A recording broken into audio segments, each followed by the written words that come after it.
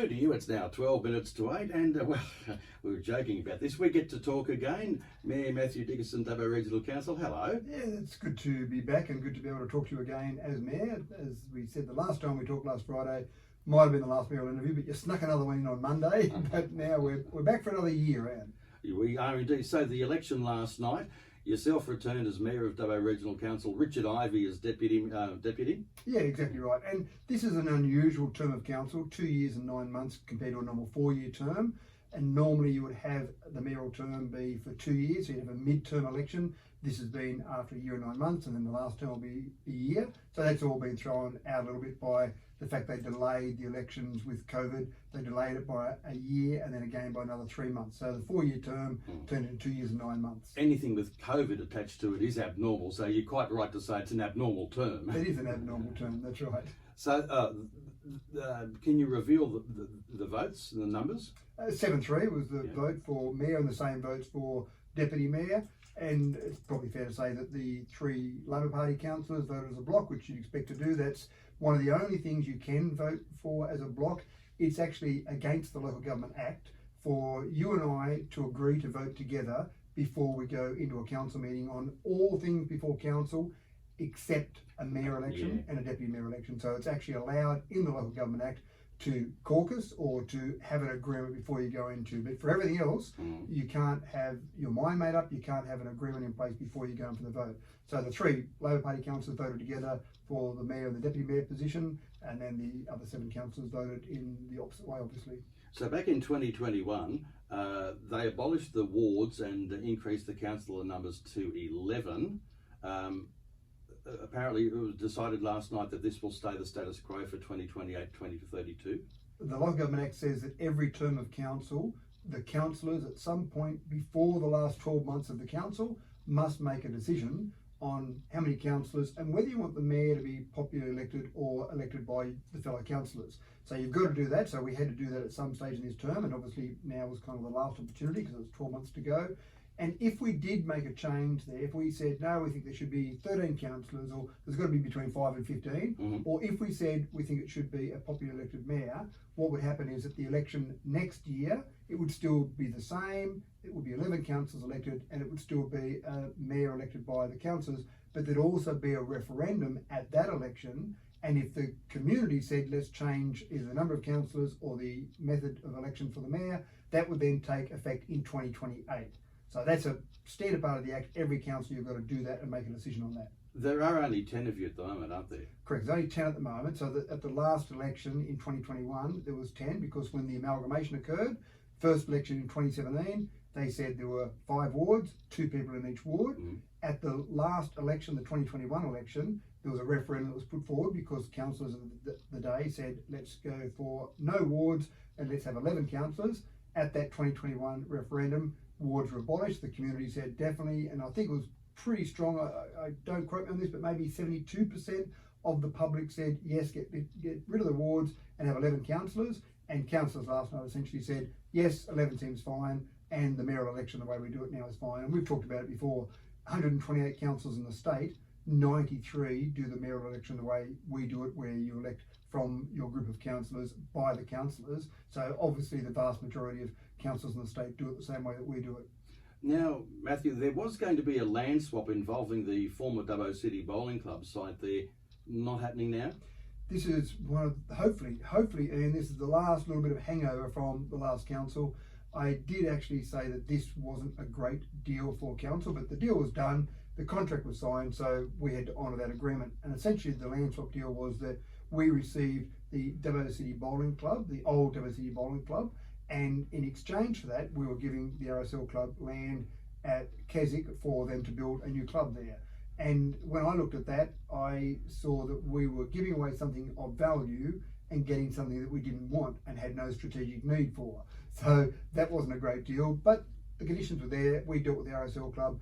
In the end, the RSL Club got to the point where they saw the development of that parcel of land as being too expensive. There were some various things they investigated as they went through that process. So they officially rescinded that deal, which they had the right to do. And again, this is the problem with that land swap. We've gone and leased the we call it the Greens, with the old WC Bowling Club, to New South Wales Rugby. But we only could do that as a sublease agreement because we still didn't own the old WC Bowling Club. So now that has been taken away, the deal's been rescinded, then we basically said to the RSL club, well, you've now got the WC Bowling Club back, and by the way, you've got a tenant now with New South Wales Rugby, but you've got to go and finalise any negotiations there. So that could throw a small spanner in the works, although New South Wales Rugby and the WRSL club are quite happy to continue on that arrangement. But again, this is part of the problem with a land swap. There's two problems I have with it, and one is, if you do a land swap, who says that that parcel of land is the identical value to this other parcel of land?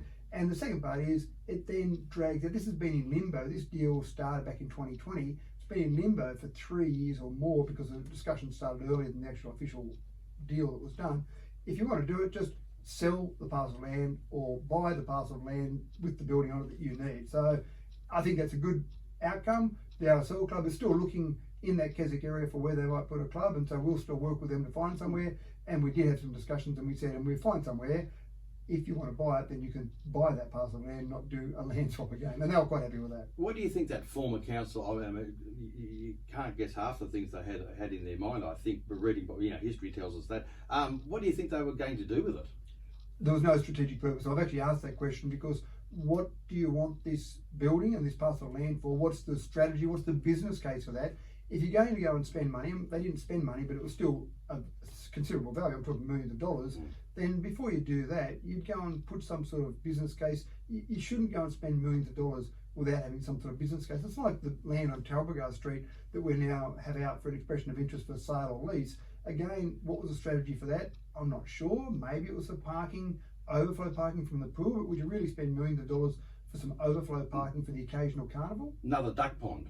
Another duck There's pond, already maybe? one there. Who knows? But before you spend that kind of money, if you're going to go and buy a house or a car in your own personal life, you'd think about how you need it, how you need to use it, what was the strategy. You'd almost do a little mini business case in your own mind. But for council, spending public money, you shouldn't spend large sums of money without having some strategy and some business case in place.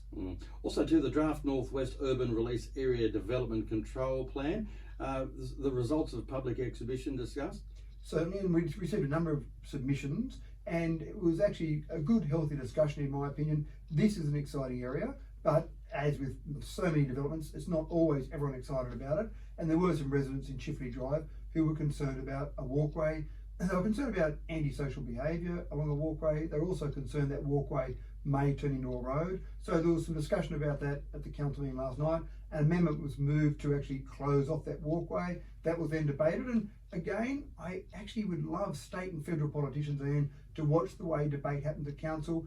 We might have differences of opinion. There might be people who have got completely opposite views on things, but everyone's very respectful. Everyone talks one at a time. We don't have people talking over each other.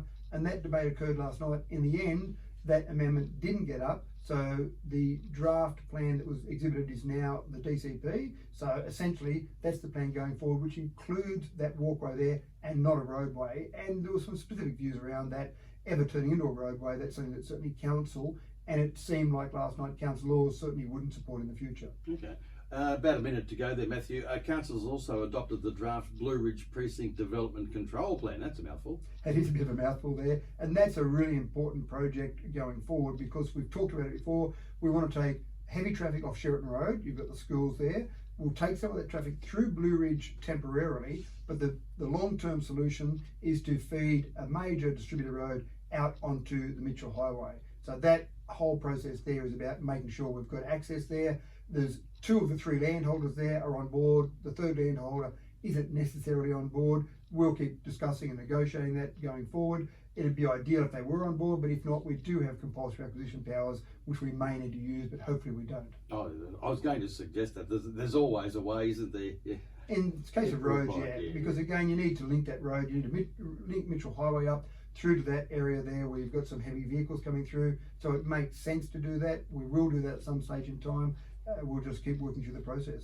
Well, you're beginning, a next term, a shortened term, so to speak, but council's obviously energised, I hope, and congratulations to yourself and to Richard for returning in your previous roles as Mayor and Deputy Mayor, and I look forward to continuing to chat with you, Mr Mayor. I'm sure we'll chat at least once a week, Ian. Thank you very much for your support.